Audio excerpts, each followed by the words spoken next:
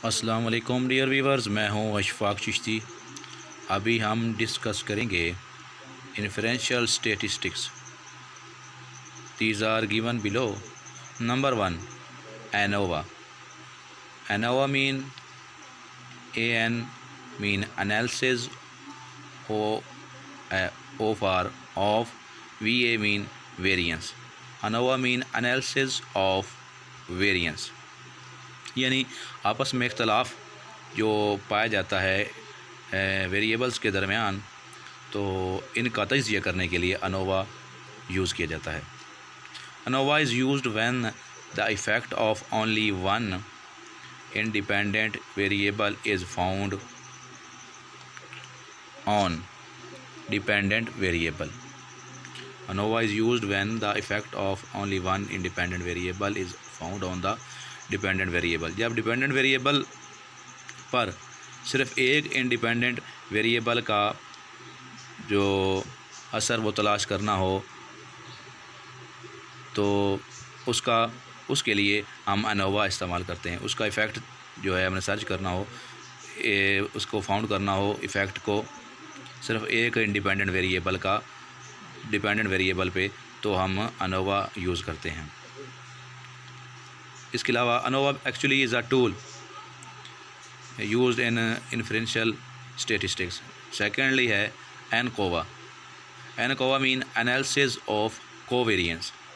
ANCOVA is used when there is a known covariate with one independent variable। ANCOVA controls changes resulted from covariate to get the result of independent variable only। ANCOVA तब इस्तेमाल किया जाता है जब कोवेरिएट known हो, यानी जाना गया हो, आपस में उनका लिंक जो है वो उसका हमें पता हो। विद वन इंडिपेंडेंट वेरिएबल, एक इंडिपेंडेंट के साथ उसका ताल्लुक़ कोवेरिएशन जो है हमें पता हो, तो तब हम ANCOVA इस्तेमाल करते हैं। ANCOVA का मतलब है एनालिसिस ऑफ कोवेरिएंस। बामी आपस में इनका जो उतार चढ़ाव है, तगय्युर है, तो उससे हमें आगाही हो एक इंडिपेंडेंट की, तब हम इंडिपेंडेंट वेरिएबल की, तो तब हम ANCOVA इस्तेमाल करते हैं। ANCOVA mean analysis of covariance. Covariate को ANCOVA controls changes resulted from covariate to get the results of independent variable only। next है covariate is a variable that is typically associated with independent variable and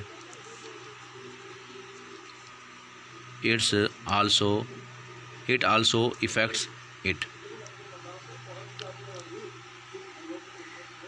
कोवेरिएट जो है variable है जो मखसूस तौर पर associate मुंसलिक होता है इंडिपेंडेंट वेरिएबल से, और इसके अलावा इसे ये मुतासर भी करता है। इसके बाद है MANOVA। MANOVA mean multi variate analysis of variance. MANOVA is used when the effect of one independent variable is scene on more than one dependent variables. Multi dependent variable, यानी जब डिपेंडेंट वेरिएबल्स पर जो एक से ज़्यादा हों, उन पर एक का असर हो इंडिपेंडेंट वेरिएबल का, एक सिंगल इंडिपेंडेंट जो है वेरिएबल उसके असरात ज़्यादा डिपेंडेंट वेरिएबल पर हों, एक से ज़्यादा डिपेंडेंट वेरिएबल पर हों, तो तब हम उसको कैलकुलेट करने के लिए MANOVA इस्तेमाल करते हैं टूल। इसके बाद है MANCOVA। इसका मतलब है multi variate analysis of covariance. Multi variate analysis of covariance.